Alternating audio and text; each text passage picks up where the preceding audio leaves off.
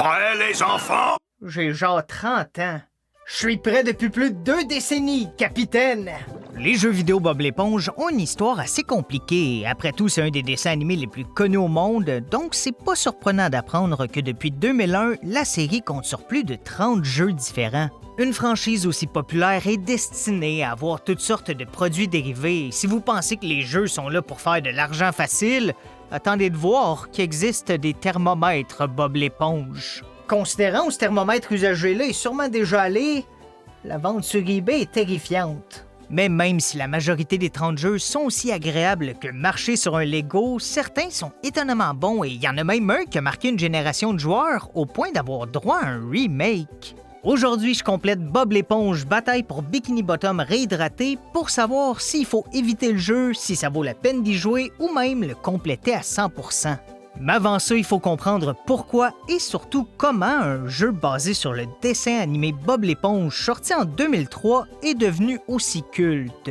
Au début des années 2000, les jeux basés sur les dessins animés étaient partout et c'est logique, c'est une excellente technique pour vendre des jeux moins travaillés. Prenez un mauvais jeu, changez les décors et les personnages, puis voilà, on a maintenant un mauvais jeu qui détruit une partie de notre enfance.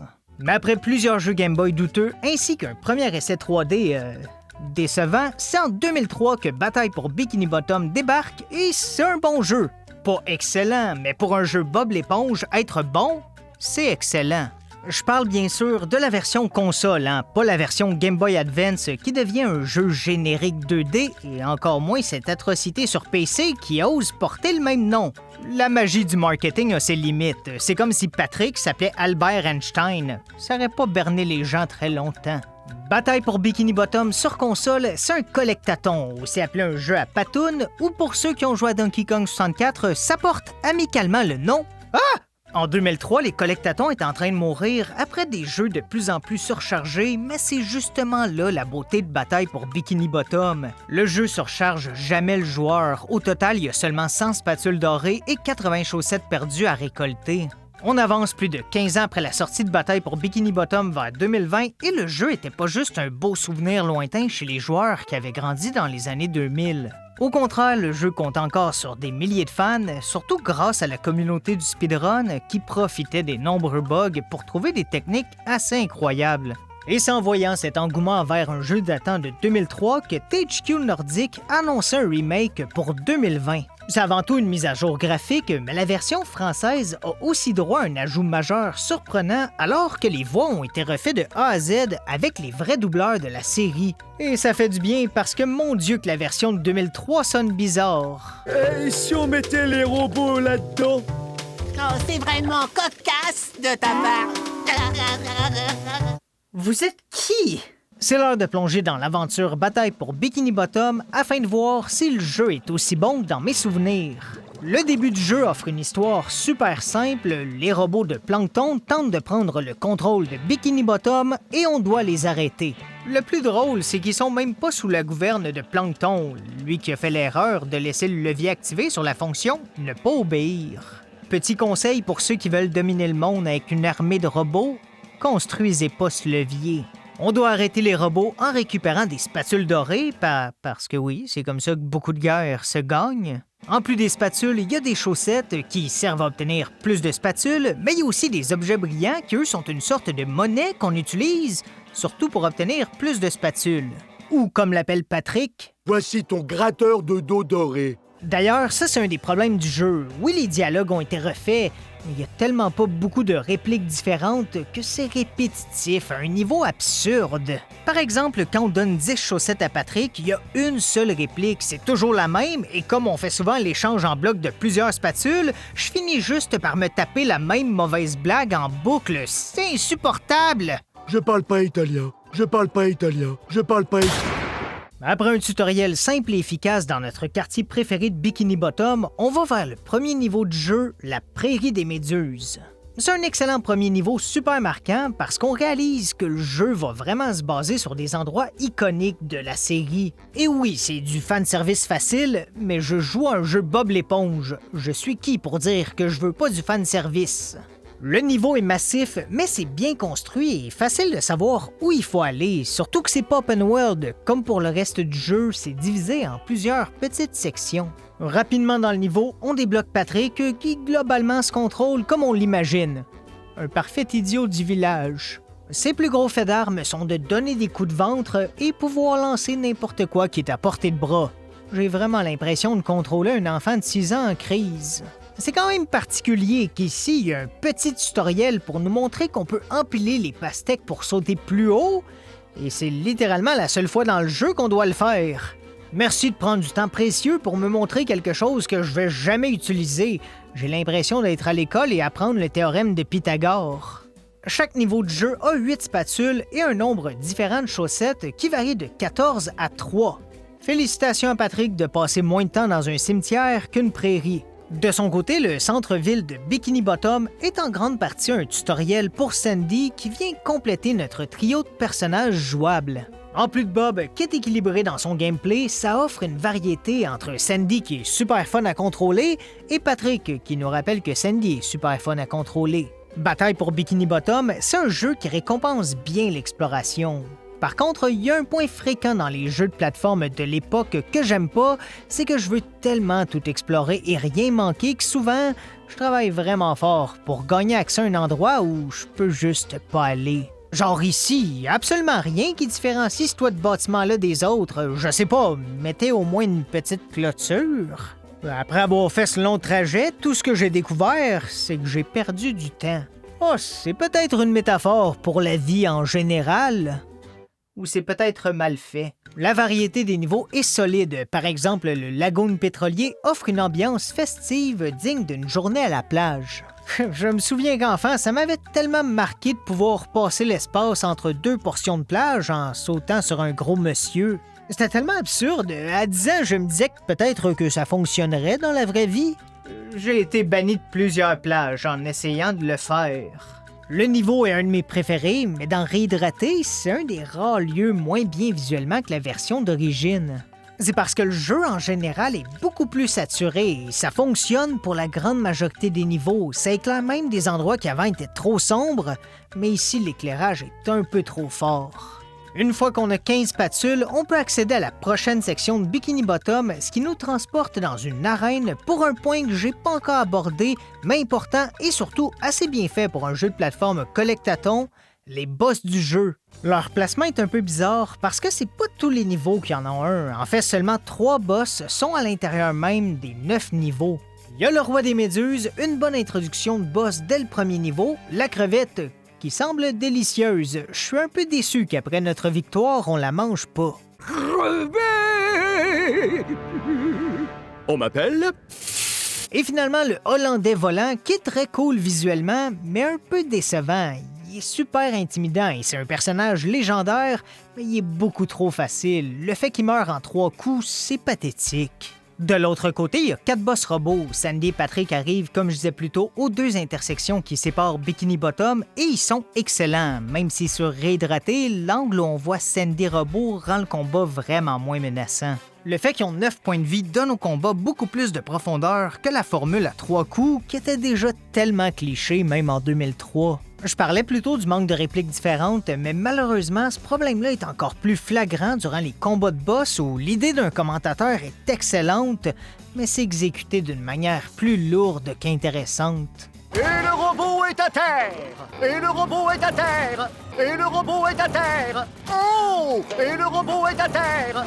Pour remplacer l'énervement par du positif, je recommande de, juste avant le combat, changer la langue pour l'allemand. Offenbar zeigt sich der Roboter nun verwundbar. Au moins, ça fait sourire, et vu que ça sonne plus agressif, j'ai jamais autant ressenti le besoin de sauver le monde. Jetzt bekommt der Roboter eine Tracht Prügel. Plus tard, je vais parler plus en profondeur du niveau de fin qui inclut les 2 autres robots, mais globalement, les boss du jeu sont un point fort et une belle surprise.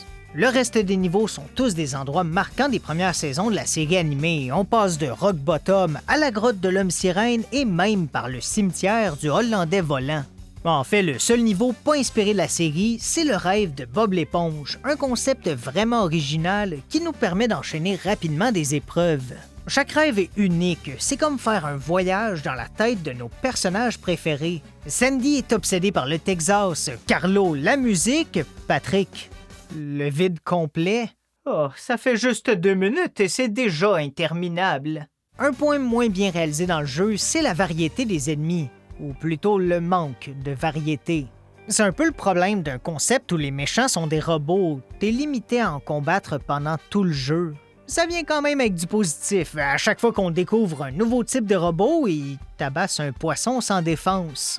On a beau être un héros, j'adore qu'on admire la scène sans intervenir. Sinon, le système de combat est correct sans plus pour un jeu de plateforme. J'aimerais dire que je fais des combos de fous hyper variés, mais la vérité c'est que je reviens toujours à spammer l'attaque de base.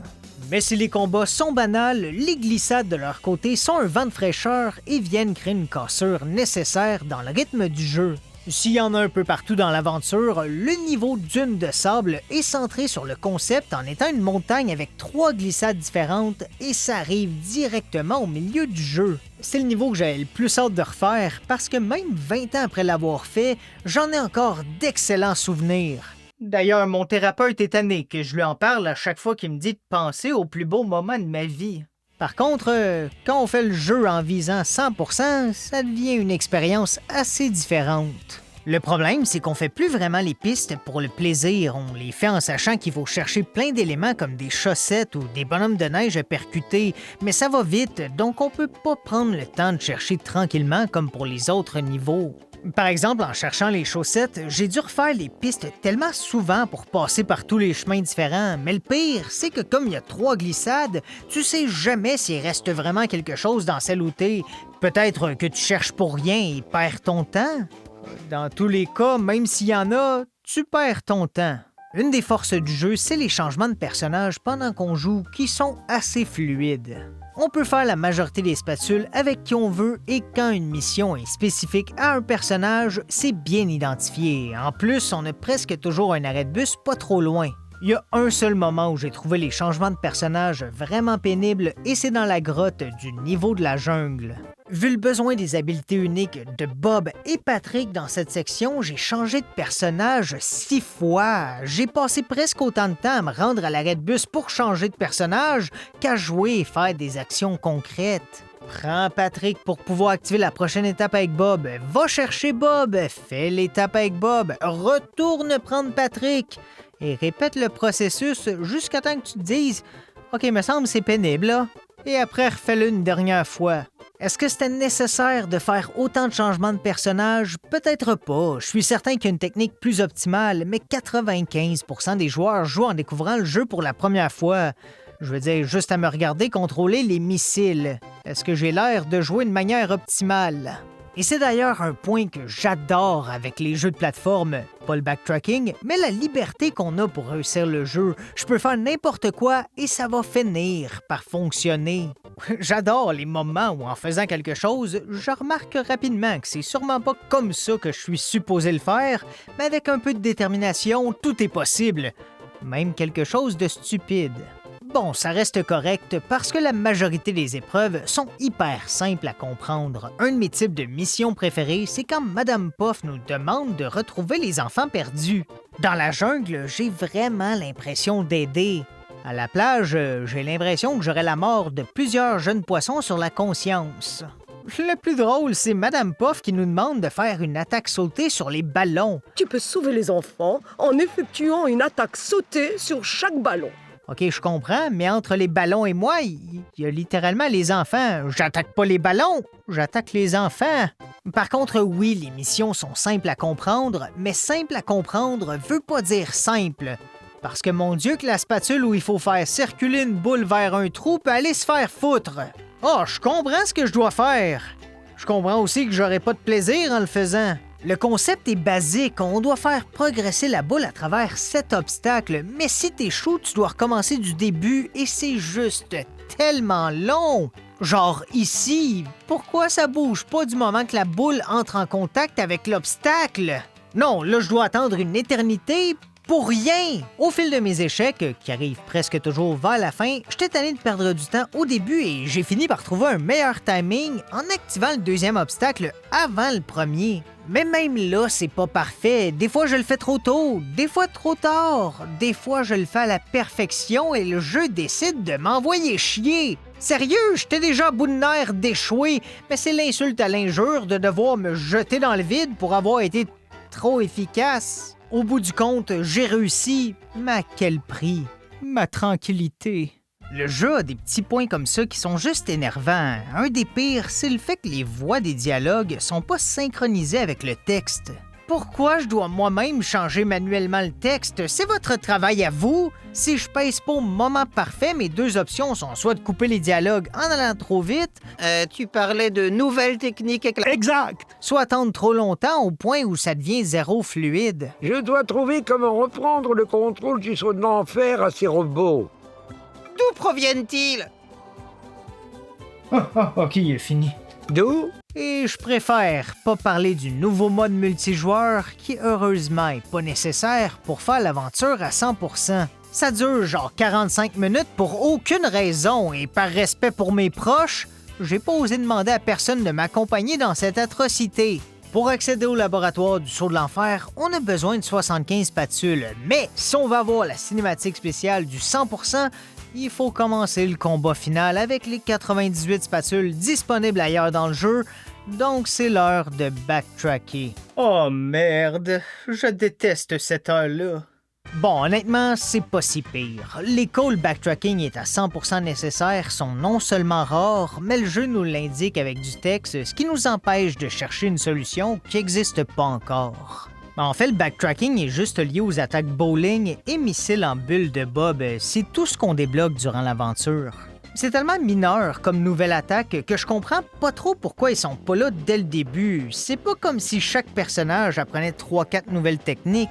Le backtracking que j'avais à faire était juste dans les premiers niveaux, non seulement à cause des deux attaques dont je parlais, mais aussi parce que rendu au niveau des glissades, j'ai réalisé que si je faisais pas absolument tout d'un coup dans un niveau, j'allais oublier quelle portion j'avais fait et ça allait rendre le processus 10 fois plus pénible. Donc après avoir ramassé les chaussettes que j'avais laissées de côté et les donner à Patrick, il me reste juste une étape à faire et c'est... ramasser les objets brillants. Beaucoup d'objets brillants. Trop d'objets brillants. Ça, c'est terrible. C'est juste une énorme perte de temps, même en ayant un endroit au lagoon pétrolier où je fais environ 2000 objets brillants à la minute. Il me manque non seulement 3 spatules de Monsieur Crabbe à 5500, 6500 et 7500 objets brillants, mais il y a aussi un cinéma où pour 40 000 objets brillants, on a accès à des images de concepts de création du jeu. J'adore l'idée, mais ce genre de bonus-là était plus cool quand Internet était moins accessible. T'sais, en 1990, ça aurait été incroyable, mais maintenant, si je veux voir les images, est-ce que je vais vraiment ramasser 40 000 objets brillants ou juste chercher les images sur Google? J'ai ramassé 40 000 objets brillants. Une fois qu'on a les 98 spatules du jeu disponibles avant le saut de l'enfer, je peux finalement passer à l'attaque et le boss de fin est mon préféré. Il est super bien fait. Même si ça me fait rire de voir que les personnages sont sous le choc de voir un robot Bob l'éponge. Minute, ce truc hideux me ressemble. Nom d'une noisette! Un Bob l'éponge robot! Vraiment? Vous étiez littéralement présent quand il y avait des robots de Sandy et Patrick. Pourquoi c'est surprenant de voir Bob? J'adore qu'ici on doit lui retirer ses 9 vies d'un coup sans mourir, ce qui ajoute un petit défi. Ça reste hyper simple, hein? Les boutons sont pas durs à frapper, mais c'est plus complet que le classique frappe-le 3 fois et voilà. Le combat contre Plankton à l'intérieur du robot Bob est assez différent et je pense que c'est bien, même si ça fait pas très boss. C'est plus un parcours, mais comme c'est directement après Bob Robot, ça aurait été redondant d'avoir un autre combat de boss traditionnel. On réussit à mettre hors d'état de nuire Plankton, Bikini Bottom est sauvé et comme on est rendu à 100 spatules, on a le droit à une vidéo des personnages principaux qui chantent la chanson thème de l'émission. En fait, ils chantent même pas avec les voix des acteurs, ce qui aurait pu être le fun. Non, c'est juste eux qui dansent en faisant un mauvais lip-sync sur la chanson originale. Ouais, ça vaut peut-être pas la peine de tout faire pour une performance digne d'Ashley Simpson. Dans mon aventure pour finir Bob l'éponge, bataille pour Bikini Bottom, il y a eu 13h15 de temps de jeu, incluant les 30 minutes de descente dans la folie pour réussir la spatule de la boule. 93 morts, dont un nombre ridicule de chutes mortelles durant la glissade de la jungle qui serait trop humiliant à avouer. 23, je suis mort 23 fois ici, et dans le contexte du jeu, c'est encore plus humiliant constatant que même l'homme sirène a été capable de faire la glissade. 100 spatules dorées, incluant les 8 données par Patrick pour avoir trouvé ses 80 chaussettes. Malheureusement sales. Et 123 223 objets brillants, dont 40 000 pour avoir acheté le droit de regarder des images au lieu de juste aller les regarder sur Internet. Finalement, est-ce que ça vaut la peine de jouer à Bob l'éponge Bataille pour Bikini Bottom? Ça dépend, c'est un excellent jeu Bob l'éponge. Probablement le meilleur jeu Bob l'éponge, mais ça reste un jeu Bob l'éponge. Je conseille de faire et finir le jeu à n'importe qui aime les jeux de plateforme, qui a déjà été fan de la série et qui veut se replonger dans la nostalgie de Bob l'éponge. Je conseille aussi de surtout pas faire Bataille pour Bikini Bottom à 100%. Sérieux, en payant 40 000 objets brillants pour le cinéma et avoir le droit de regarder des images, j'ai finalement réalisé à quel point les gens qui ont acheté des NFT devaient se sentir stupides.